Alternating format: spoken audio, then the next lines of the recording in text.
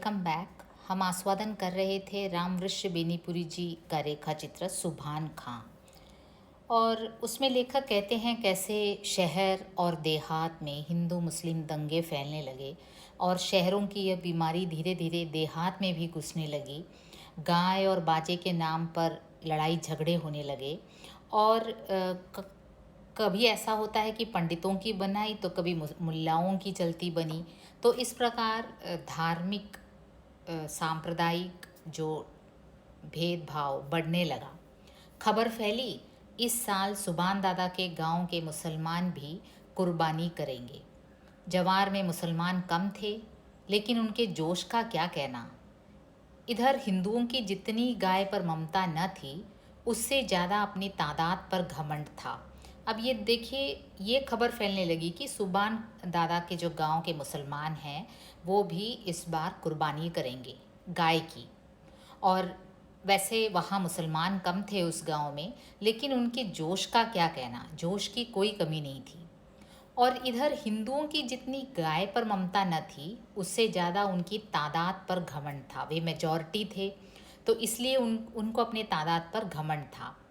तनातनी का बाजार गर्म। खबर यह भी फैली कि सुभान खां की मस्जिद में ही कुर्बानी होगी। और यूं ही खबर फैलती गई कि कुर्बानी होगी, इस बार मुसलमान गाय की कुर्बानी करेंगे। और कहाँ करेंगे? सुभान खां की मस्जिद में करेंगे। सुभान खां की मस्जिद में कुर्बानी? नहीं, ऐसा नहीं हो सकता। अब देखिए, सुभान खां सबके लिए परिचित थे, काफ़ी अच्छे भले मानस थे। तो इस प्रकार की धार्मिक सांप्रदायिक भेदभाव बनाने वाली, बढ़ाने वाली कोई बात सुभान खां की तरफ से आए, ये किसी को विश्वास ही नहीं होता। तो सभी यही कहने लगे, ऐसा नहीं हो सकता। अगर हुई तो क्या होगा? हमारी नाक कट जाएगी। लोग क्या कहेंगे?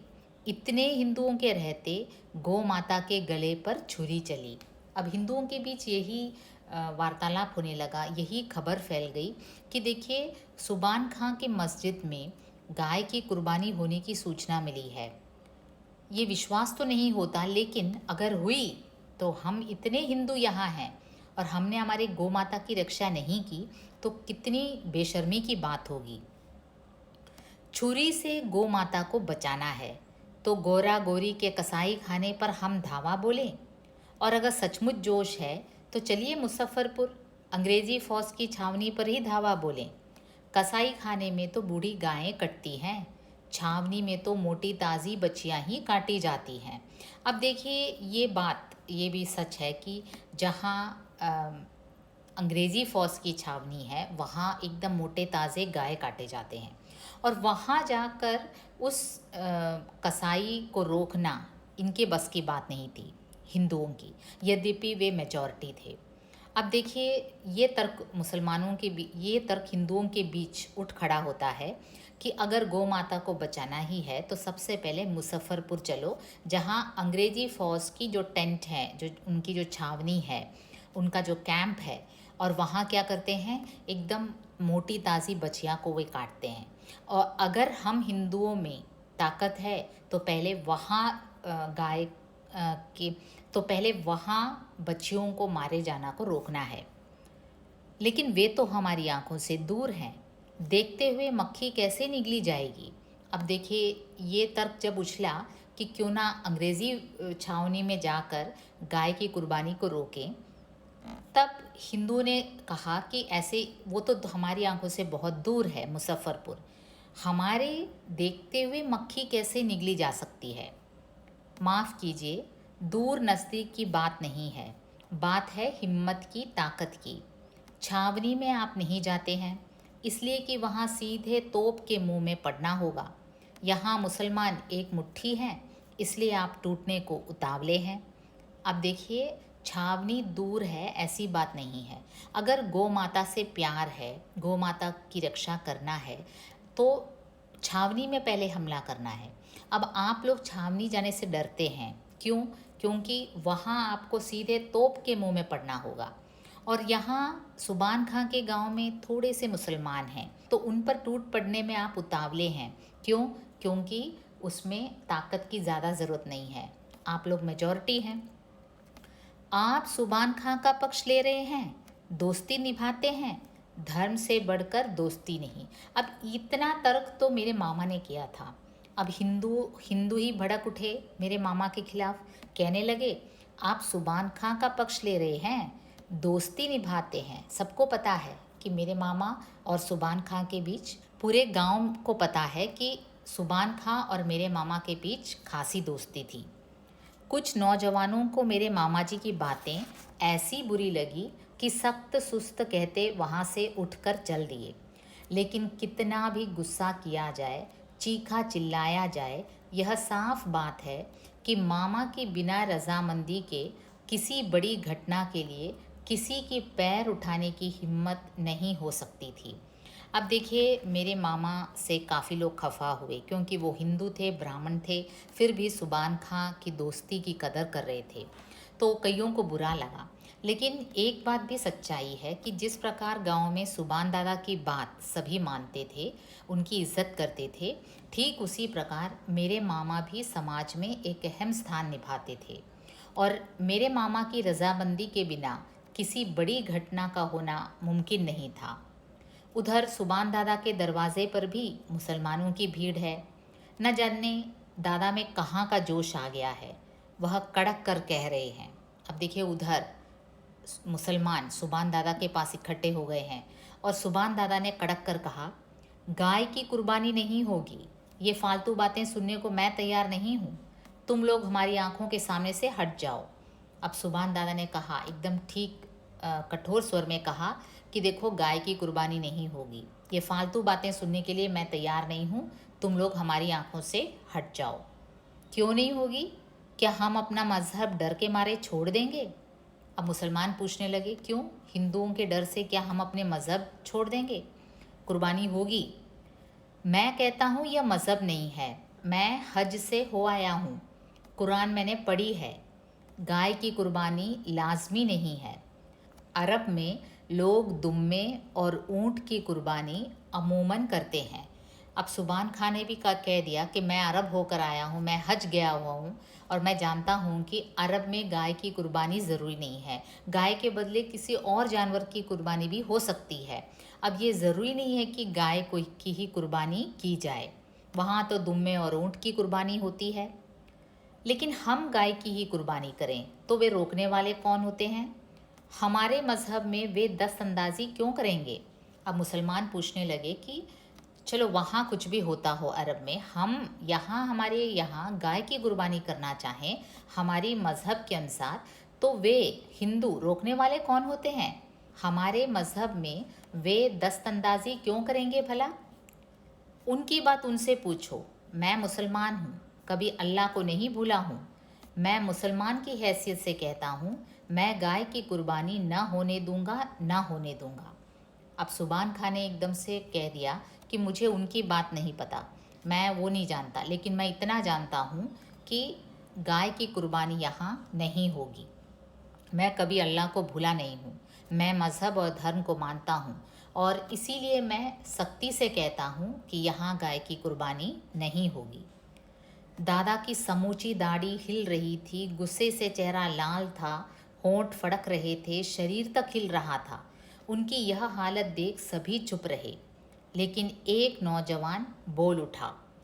देखिए, जब दादा ये बोल रहे थे, सुबान दादा, तो उनकी समूची दाढ़ी हिल रही थी, उनका चेहरा गुस्से से लाल था, होंठ फड़क रहे थे, उनका शरीर हिल रहा था और उनकी यह हालत देख सभी चुप रहे। लेकिन एक नौजवान बोल उठा, आप बूढ़े हैं, आप अब अलग बैठिए, हम काफिरों से समझ लेंगे। अब देखिए, एक नौजवान कहने लगा कि सुबान दादा से जवान लड़ाने लगा कि आप बूढ़े हो, आप अलग बैठिए, हम काफिरों से समझ लेंगे। दादा चीख उठे, कल्लू का बेटा, जबान संभाल कर बोल, तू किन्हें काफिर कह रहा है?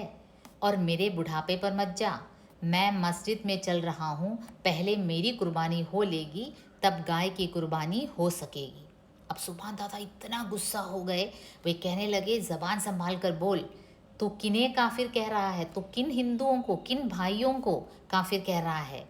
और फिर मेरे बुढ़ापे पर मत जा, मैं मस्जिद में चल रहा हूँ, पहले मेरी कुर्बानी होगी, तब जाकर गाय की कुर्बानी होगी। सुभान दादा वहाँ से उसी तंतने की हालत में मस्जिद में आए, नमाज पढ़ी, फिर तस्बीह लेकर मस्जिद के दरवाजे की चौखट पर मेरी लाश पर ही कोई भीतर घुस सकता है कहकर बैठ गए। अब देखिए क्या होता है, इतना नाटकीय ढंग से चीज़ें आगे बढ़ती हैं कि सुभान दादा अपने द्वारा बनाए गए उस छोटे से सुंदर मस्जिद में आए और वहाँ उन्होंने नमाज पढ़ी और फिर हाथ में तस्बीह लेकर मस्जिद के दरवाजे की चौखट पर बैठ गए और कहने लगे, मेरी लाश पर ही कोई भीतर घुस सकता है। पहले मेरी मौत होगी, पहले तो मुझे मारो, उसके बाद तुम अंदर जाकर गाय की कुर्बानी करो। उनकी आंखें मूंदी हैं, किंतु आंसुओं की झड़ी उनके गाल से होती, उनकी दाढ़ी को भिगोती अजस्र रूप में गिरती जा रही है। देखिए कैसे एक व्यक्ति एक सांप्रदायिक दंगा होने से रोकने में सक्षम हो जाता है। वो वहाँ बैठ जाता है, वो बूढ़ा व्यक्ति, वो बूढ़ा मुसलमान बैठता है, आंखें मूंदी हैं, आंसुओं की झड़ी झर रही है और उनके गाल भीग रहे हैं, दाढ़ी को भिगोती हुई अजस्र रूप में उनकी आंसुएं गिरती जा रही हैं, हाथ में तस्बीह के दाने हिल रहे हैं और होठों पर ज़रा ज़रा गुंबिश है, नहीं तो उनका समूचा शरीर संगमरमर की मूर्ति सा लग रहा है, निश्चल निस्पंद। जैसे पहले भी इस रेखा चित्र में शब्दों के द्वारा रामऋषि बेनीपुरी जी ने ये खींचा है कि सुभान दादा का फिजिक काफ़ी बड़ा था, लंबे चौड़े थे, सफ़ेद दाढ़ी थी, सफ़ेद वस्त्र पहनते थे। तो ऐसे सुभान दादा जब निश्चल होकर मस्जिद के द्वार पर बैठ जाते हैं तो ऐसा लगता है मानो संगमरमर की कोई मूर्ति हो। बस उनकी आंखों से आंसुओं की अजस्र धारा बह रही थी और केवल उसी से पता चल रहा था कि वे मूर्ति नहीं है। धीरे धीरे मस्जिद के नज़दीक लोग इकट्ठे होने लगे, पहले मुसलमान फिर हिंदू भी। अब गाय की कुर्बानी का सवाल दादा की आंसुओं की धारा में फंस कर न जाने कहाँ चला गया था। अब मुसलमान ये भूल गए थे कि वे कुर्बानी की सोच रहे थे, क्योंकि सुभान दादा के स्नेह ने, उनके मजहब ने, उनके धर्म ने उनको ये शक्ति दी थी कि वो अपने मुसलमान भाइयों को समझा सके कि ज़रूरी नहीं है कि हिंदुओं की भावनाओं को ठेस पहुंचाकर हमें अपने मज़हब को ज़िंदा रखना है। ये ज़रूरी नहीं है कि गाय की ही कुर्बानी हो। वह साक्षात देवदूत से दीख पड़ते थे, देवदूत जिसके रोम रोम से प्रेम और भाईचारे का संदेश निकलकर वायुमंडल को व्याप्त कर रहा था। वे एक ऐसे देवदूत लग रहे थे जिसके रोम रोम से प्रेम और भाईचारे का संदेश निकलकर वायुमंडल को व्याप्त कर रहा था। ये प्रेम और भाईचारे का संदेश पूरे मुसलमानों को, उनके उस आक्रोश को एकदम से ठंडा कर देती है।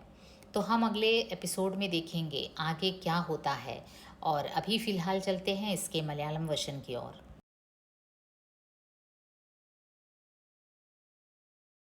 നമ്മൾ ആസ്വദിച്ചുകൊണ്ടിരുന്നത് രാംവൃഷ് ബേനിപുരിജിയുടെ രേഖാചിത്രം സുഭാൻ ഖാ.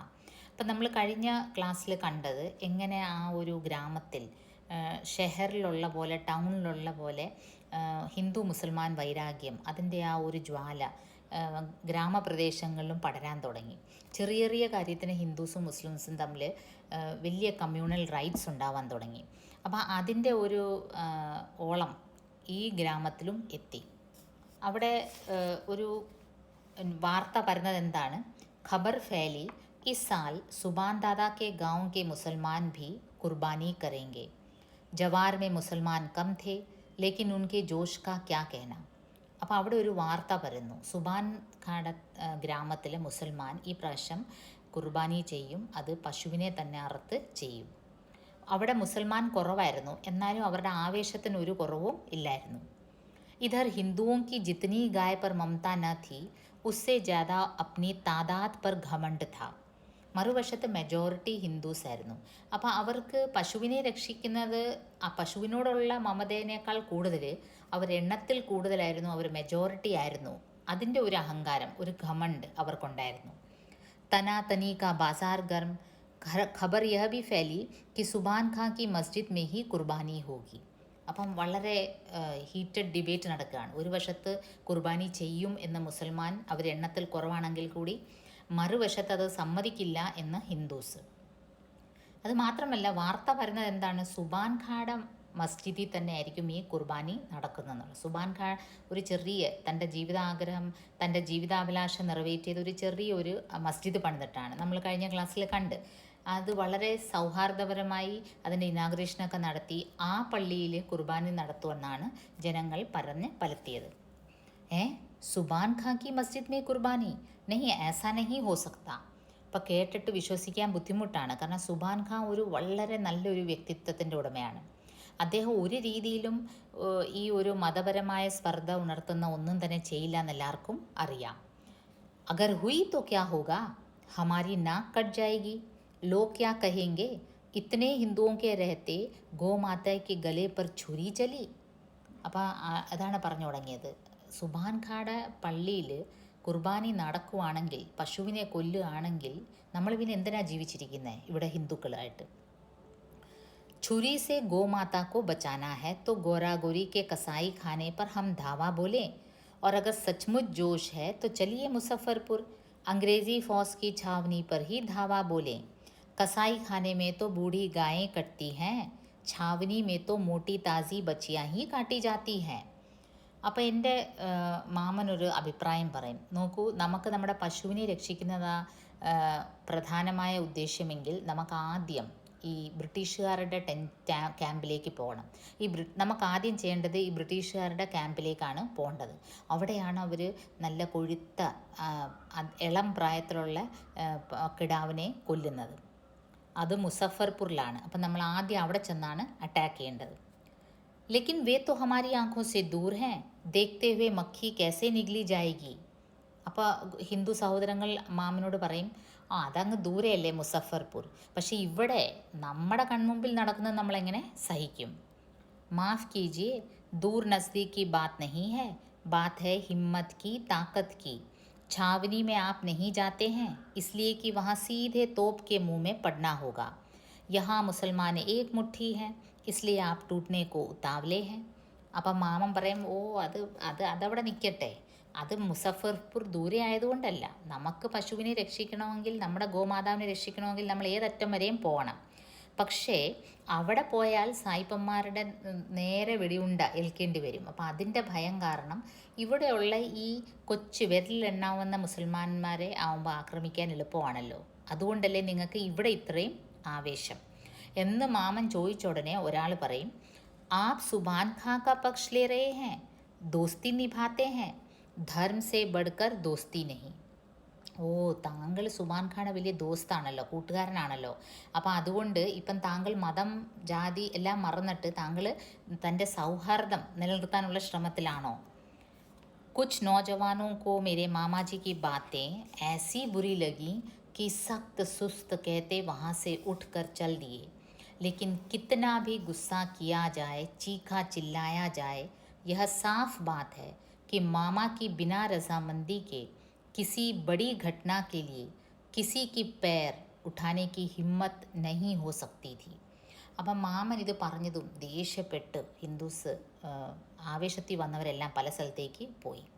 ആരൊക്കെ എന്തൊക്കെ പറഞ്ഞാലും സുബാൻ ഖായ്ക്ക് എങ്ങനെ നമ്മുടെ ഗ്രാമത്തിൽ ഒരു സ്ഥാനവും നിലയും വിലയും ഉണ്ട്, അതേപോലെ എൻ്റെ മാമനും ഹിന്ദുക്കളുടെ ഇടയിൽ ഒരു സ്ഥാനവും നിലയും വിലയും ഉണ്ട്. അപ്പോൾ എൻ്റെ മാമൻ അറിയാതെ ഇവർ ഒരു സ്റ്റെപ്പ് എടുക്കും എന്നുള്ളത് വിശ്വസനീയം അല്ലായിരുന്നു. കാരണം മാമനും ഒരു വിലയുണ്ടായിരുന്നു. उधर सुबान दादा के दरवाजे पर भी मुसलमानों की भीड़ है. न जाने दादा में कहाँ का जोश आ गया है, वह कड़क कर कह रहे हैं. അപ്പോൾ അവിടെ സുബാൻ ഖാൻ്റെ അടുത്ത് കുറേ മുസൽമാനും എത്തി. ഹിന്ദുക്കൾ എൻ്റെ മാമൻ്റെ അടുത്ത് എത്തിയതുപോലെ ഈ കുർബാനി ചെയ്യണം എന്ന് പറഞ്ഞ് കുറേ മുസൽമാന്മാർ സുബാൻ ദാദായുടെ അവിടെയും എത്തി. गाय की कुर्बानी नहीं होगी, ये फालतू बातें सुनने को मैं तैयार नहीं हूँ, तुम लोग हमारी आंखों के सामने से हट जाओ. അപ്പോൾ സുബാൻ ഖാൻ വളരെ തീർത്ത് പറയും, നോക്കൂ, പശുവിനെ ഒരു കാരണവശാലും ഇവിടെ കുർബാനി ചെയ്യില്ല, നിങ്ങൾ എൻ്റെ മുമ്പിൽ നിന്ന് പോ, എനിക്ക് ഇങ്ങനത്തെ അനാവശ്യ കാര്യങ്ങൾ സംസാരിച്ച് സമയം കളയാനില്ല.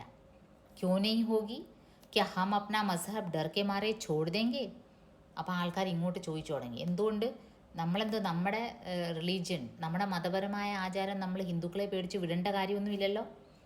मैं कहता हूँ यह मज़हब नहीं है, मैं हद से हो आया हूँ, कुरान मैंने पढ़ी है, गाय की कुर्बानी लाजमी नहीं है, अरब में लोग दुम्मे और ऊँट की കുർബാനി അമൂമൻ करते हैं.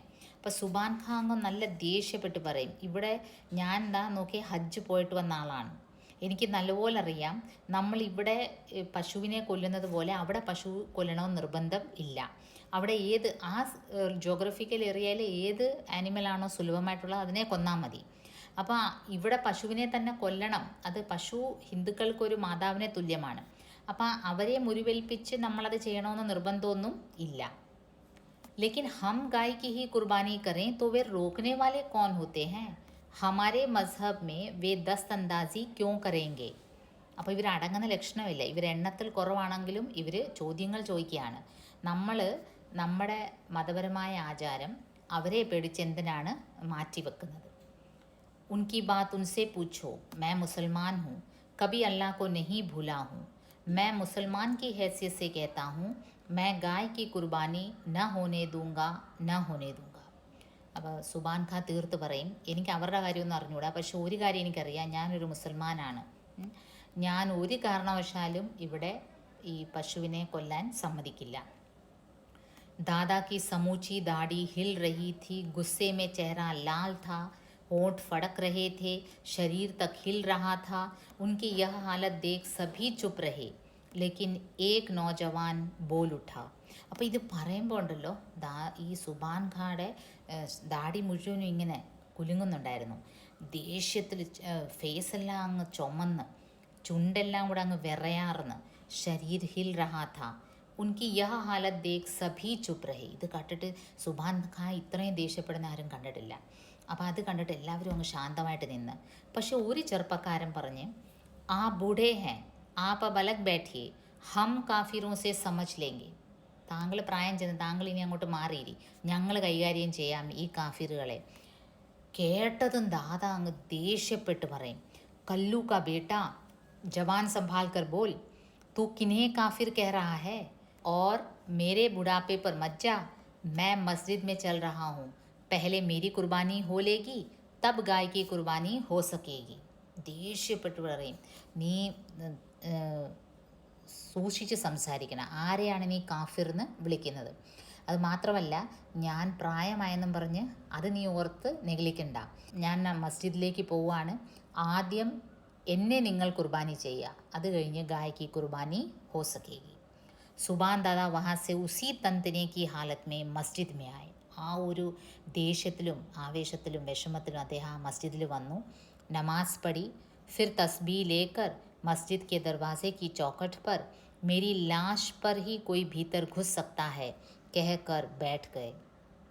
ആ മസ്ജിദിൻ്റെ അവിടെ ചെന്ന് നമാസൊക്കെ വായിച്ചിട്ട് അവിടെ അങ്ങിരുന്നു, പ്രാർത്ഥനയിൽ മുഴുകി. ഇങ്ങനെ ഒരു ഒരു ഒരു സ്റ്റാച്ചു ഇരിക്കുന്ന പോലെ. പക്ഷേ ആ സ്റ്റാച്ചുവിടെ എന്താണ്? ആഖേ മൂന്തി ഹേ, കണ്ണടഞ്ഞിരിക്കുകയാണ്. ആസൂओं की झड़ी उनके गाल से होती, उनकी दाढ़ी को भिगोती, അജസ്ര രൂപ് മേ ഗിർത്തി ജാ രഹി ഹെ. കണ്ണുകളിൽ നിന്നിങ്ങനെ കണ്ണുനീര് കുടുകൂടാന്ന് താഴോട്ട് വീഴുകയാണ്. ആ ദാടിയിലൂടെ പോയി ആ കണ്ണുനീര് താഴോട്ട് വീഴുകയാണ്. हाथ में तस्बीह के दाने हिल रहे हैं और होठों पर ज़रा ज़रा गुंबिश है, नहीं तो उनका समूचा शरीर संगमरमर की मूर्ति सा लग रहा है, निश्चल निस्पंद. ആ കയ്യിൽ ആ ജപിക്കുന്ന മാലയുമുണ്ട്, കണ്ണിൽ കൂടെ കണ്ണുനീരിങ്ങനെ കുടുകൂടാന്ന് വീഴുന്നുണ്ട്. അല്ലെങ്കിൽ നമ്മൾ ഒറ്റ നോട്ടത്തിൽ ഒരു സംഗമർമറിൻ്റെ സ്റ്റാച്ചു, ഒരു വെള്ള മാർബിളിൻ്റെ ഒരു സ്റ്റാച്ചു ഇരിക്കുന്ന പോലെയാണ്. കാരണം ഈ ഒരു വ്യക്തിയുടെ രേഖാചിത്ര ഇതിൽ പറയുന്നുണ്ട്. ഈ ഒരു റൈറ്റർ വളരെ മനോഹരമായിട്ട് നല്ല വിടർന്ന നെഞ്ചും വലിയ നെറ്റിയും വലിയ ശരീരവും വെളുത്ത ദാടിയും എല്ലാം കൊണ്ടും ഒരു അജാനബാഹു ഒരു വ്യക്തിത്വമായിരുന്നു. ആ ഒരു വ്യക്തി ഇങ്ങനെ ആ പള്ളിയുടെ എൻട്രൻസിൽ ഇങ്ങനെ ഇരിക്കുകയാണ്, ഇങ്ങനെ ഒരു അനക്കവും ഇല്ലാതെ ഇങ്ങനെ ധ്യാനത്തിലിരിക്കുന്ന പോലെ. അത് കണ്ടാൽ ശരിക്കും ഒരു സ്റ്റാച്ചു ആണെന്ന് തോന്നും, ഒരു വൈറ്റ് സ്റ്റാച്ചു പോലെ തോന്നും. പക്ഷേ സത്യം പറഞ്ഞാൽ കണ്ണുനീര് വരുന്നത് ഒഴിച്ച് പിന്നെ ചുണ്ടുകൾ ചെറുതായിട്ട് അനങ്ങുന്നുണ്ട് ഈ ഒരു പ്രാർത്ഥനയിൽ മുഴുകിയിരിക്കുന്നത് കാരണം. ധീരെ ധീരെ മസ്ജിദ് കെ നസ്ദീക് ലോഗ് ഇക്കട്ടെ ഹോനെ ലഗെ, പെഹലെ മുസൽമാൻ ഫിർ ഹിന്ദു ഭി. അപ്പോൾ ഇത് കണ്ടിട്ട് എല്ലാവരും, ഈ ഒരു കാഴ്ച കാണാൻ എല്ലാവരും ഓടി വന്നു. ആദ്യം മുസൽമാൻ വന്നു, പിന്നെ ഹിന്ദുക്കളും വന്ന് ഈ വാർത്ത അറിഞ്ഞു. अब गाय की कुर्बानी का सवाल दादा की आंसुओं की धारा में फंस कर ന ജാനെ കഹാ ചലാ ഗയാ ഥാ. ഒരു വലിയ കലാപം ഒഴിവായി ഈ സുഭാൻ ദാദയുടെ ഈ ഒരു നിശ്ചയദാർഢ്യം കാരണം. അദ്ദേഹത്തിൻ്റെ ആ ഒരു വിൽ പവർ കാരണം, ആ പ്രായം ചെന്ന വ്യക്തിയാണെങ്കിലും അത്രയും ആൾക്കാരെ ഒരു കലാപത്തിൽ നിന്ന് രക്ഷിക്കാൻ, ആ ഗ്രാമത്തിനെ തന്നെ ഒരു കലാപത്തിൽ നിന്ന് രക്ഷിക്കാൻ സുഭാൻ ദാദയ്ക്ക് കഴിഞ്ഞു. വഹ സാക്ഷാത് ദേവദൂത് സെ ദീഖ് പടുത്തേ ഥി. കണ്ടാൽ ശരിക്കും ഒരു ദേവദൂതനെ പോലെ ഉണ്ടായിരുന്നേ. ദേവദൂത് ജിസ്കെ रोम रोम से प्रेम और भाईचारे का संदेश निकलकर वायुमंडल को വ്യാപ്ത് കർ രഹാ ഥാ. ഒരു ദേവദൂതൻ തന്നെ. അദ്ദേഹത്തിൻ്റെ ആ ഒരു പ്രഭാവം കാരണം ആ ഒരു പരിസരത്ത് മുഴുവനും പ്രേം ഓർ ഭായിച്ചാരേക്ക സന്ദേശമാണ് പകർന്നുകൊണ്ടിരുന്നത്. സ്നേഹവും സാഹോദര്യത്തിൻ്റെ ഒരു പരിമളം ഇദ്ദേഹം കാരണം ആ ഗ്രാമത്തിൽ മുഴുവനായിട്ടങ്ങ് പടരാൻ തുടങ്ങി. അപ്പോൾ ഇതൊരു രേഖാചിത്രമാണ്. ഒരു മുസൽമാൻ പ്രായം ചെന്ന ഒരു സുഭാൻ ഖാൻ, ഒരു സാധാ മനുഷ്യൻ, ഒരു മേസ്ത്രിപ്പണി ചെയ്യുന്ന ഒരു വ്യക്തിയുടെ രേഖാചിത്രമാണ്. പക്ഷേ ആ ഒരു കാലഘട്ടത്തിൽ ഇന്ത്യൻ ഇൻഡിപെൻഡൻസിലെ ആ ഒരു പാർട്ടീഷൻ സമയത്തുള്ള ആ ഒരു ഹിന്ദു മുസ്ലിം ആ ഒരു കമ്മ്യൂണൽ റൈറ്റ്സ്, അതിൻ്റെ ഒരു ചിത്രമാണ് ഈ ഒരു രേഖാചിത്രം. അപ്പം നമുക്കൊരു അടുത്ത അപ്ലോഡിങ്ങിലൂടെ ഈ ഒരു രേഖാചിത്രം തീരുന്നതായിരിക്കും. അതുവരേക്കും നന്ദി, നമസ്കാരം.